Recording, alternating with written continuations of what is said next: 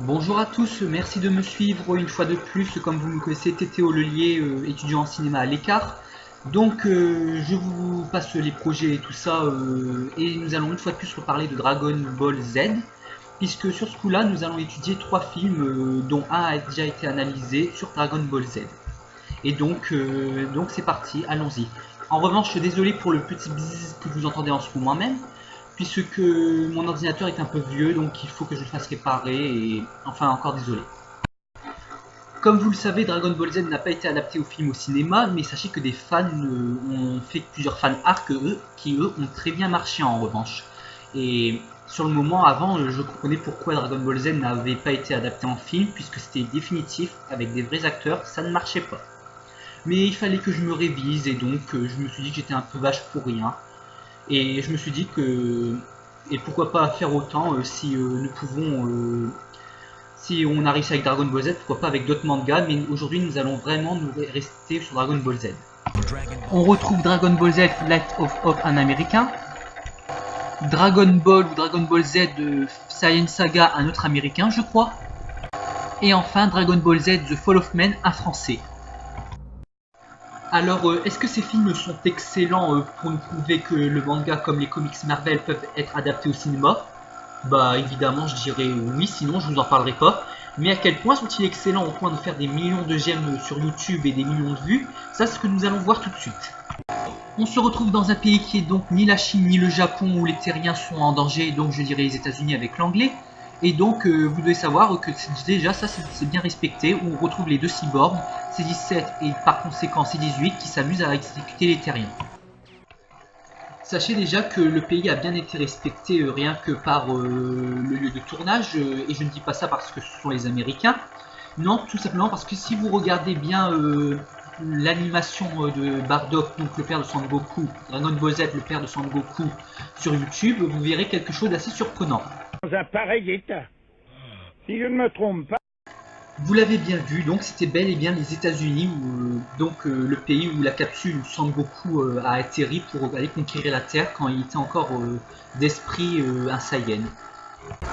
Bon allez, on revient un peu sur C-17 qui se fait tirer dessus et qui se fait matériser, mais qui en fait est tellement dur de la ferraille qu'en réalité il se prépare à tuer tous les humains, sachant que celui-ci va le supplier aussi auprès de C-18 de l'épargner. Mais ça ne va pas marcher, donc je vous passe le détail.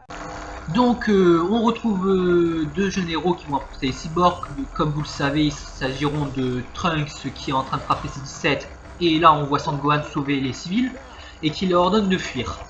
Et donc après nous pourrons nous attendre à un combat des plus épiques comme on l'a tous souhaité. Et ce qui est génial, c'est que Trunks, le physique de Trunks a bien été respecté, et donc et Sangohan, bah, il y a encore des progrès à faire, mais on peut encore espérer mieux de la part des acteurs. Sangohan affronte C-17 en se transformant apparemment en Super Saiyan, puisque celui-ci semble être impressionné par la puissance qu'il dégage et par les cheveux blonds aussi. Mais bien sûr, malgré tous ses efforts, il n'arrive pas, et on retrouve là toute technique de combat que vous avez toujours voulu. Trunks affronte C-18 en duel, mais celui-ci ne s'étant pas transformé en Super Saiyan, mais réussit quand même à lui administrer de ses coups. Mais surprise, ça n'a aucun effet. Bon, évidemment, tout le monde s'y attendait, le fait que ça ne faisait rien, C-18. Et donc, elle repousse Trunks d'une manière plus conséquente. Bon, alors je vous épargne toutes les scènes de combat parce que si je vous les présentais, ce serait plus drôle pour vous de regarder après. Donc, après leur défaite, bon, désolé si j'ai spoilé, Gohan et Trunks rentrent chez eux très blessés.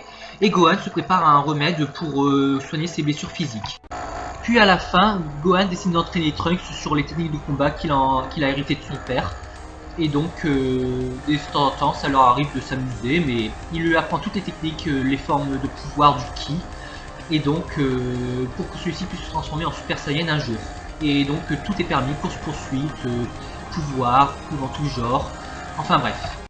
Et donc voilà, c'était Dragon Ball Z Light of Hope, mais comme je vous l'ai dit, je ne voulais pas vous présenter plus les scènes, sinon rien ne serait de plus attirant et plus attractivant si vous ne regardez pas vous-même la vidéo en quelque sorte. Et donc vous pouvez y lâcher un j'aime. Alors évidemment, il existe un trailer Dragon Ball Z que je vous ai parlé tout à l'heure, qui à mon avis est aussi américain. même si certains acteurs paraissent avec des origines asiatiques, mais ça ce sera à vous de voir, j'ai pas trop fait attention. C'est le thriller Dragon Ball Z ou Dragon Ball Saiyan Saga. Et donc c'est ce qu'on va voir, puisque c'est ce qu'on va voir là maintenant, avant de passer à la troisième et dernière vidéo. Comme dans le manga, on retrouve donc Raditz, le Saiyan, frère de Goku, qui menace les Piccolo et Goku et tous les terriens. On retrouve les capsules de Nappa et Vegeta qui atterrissent donc, qui vont atterrir en quelque sorte sur Terre en ce moment. On retrouve également tout ce que vous avez rêvé dans un film, dans une adaptation Dragon Ball Z, ça veut dire les Z-Fighters, donc Tenshinhan, Yamcha, Krillin, Piccolo, et même si vous voulez vraiment savoir, même le petit Gohan qui est là pour combattre les Saiyans, qui ont les armures et les queues de singe comme tout le monde le souhaitait. Et donc, en quelque sorte, on retrouve la vitesse des combattants, leur force de combat, leurs différentes formes de pouvoir, Tenshinhan qui affronte Nappa comme dans le manga, Piccolo et Krillin qui font cause commune, et on va même voir à un moment, comme tout le monde l'attend, Gohan attaquer Nappa. Et comme dans le manga, Nappa repousse son attaque. Donc tout a été parfaitement respecté, y compris l'attaque spéciale de Krillin. Et ça ne s'arrête pas là évidemment, parce que Chaozu décide de se sacrifier sous les yeux de ses amis. Et bien sûr, explose pour faire mal à Nappa qui s'en sort indemne. On retrouve donc Goku qui a approximativement la bonne coiffure, la bonne tenue et qui affronte Nappa en duel et qui utilise le fameux Kaioken. Et bien sûr, comme dans le manga, Nappa n'arrive pas à le toucher, c'est Goku qui prend l'avantage. Comme dans nos souvenirs, après Nappa, Goku décide d'affronter Vegeta et je dois dire que le combat là, il est hyper rapide et hyper intéressant à regarder. Tous les coups se parent, tout se respecte, comme dans l'animation télé ou comme dans le manga tout simplement. Et même les émotions, les sentiments les plus rudes, comme la blessure de Tenshinhan, la mort de Yamcha, et Son Gohan qui pleure la mort de Piccolo, tout a été bel et bien respecté, ainsi que le Kaioken mélangé au Kamehameha de Goku, qui s'en prend à Vegeta, puisque celui ne pouvait pas rivaliser contre lui, sachant que Vegeta était beaucoup trop fort, et donc c'était un putain de bon moment, un putain de pouvoir qui défonce. Et donc ça, c'était Dragon Ball Z, Saiyan Saga. Évidemment, ce genre de film a fait rêver plus d'un, comme Light of Hope, avec ce court-métrage, enfin ce trailer, vu qu'il a duré à peine 5 minutes ou 10 minutes. Mais sachez bien sûr qu'il en existe un troisième dont je vais présenter vite fait sans rentrer dans les détails, puisque j'en ai déjà fait l'analyse. C'est donc le Dragon Ball Z français Fall of Men dont je vais vous parler vite fait. Donc comme vous le savez, c'est le Fall of Men, donc le Dragon Ball Z qui raconte l'affrontement de Trunks en mode Super Saiyan contre le cyborg Cell. Mais bien sûr, je vais pas vous présenter plus longtemps la vidéo parce que je vous ai déjà fait l'analyse dans une autre vidéo, et donc je vous laisse passer un peu ce moment de combat pendant quelques secondes. Alors même si le combat est un peu lent, moi j'ai beaucoup aimé ce film, je pense même que ça doit être le meilleur des adaptations Dragon Ball Z qu'on peut trouver.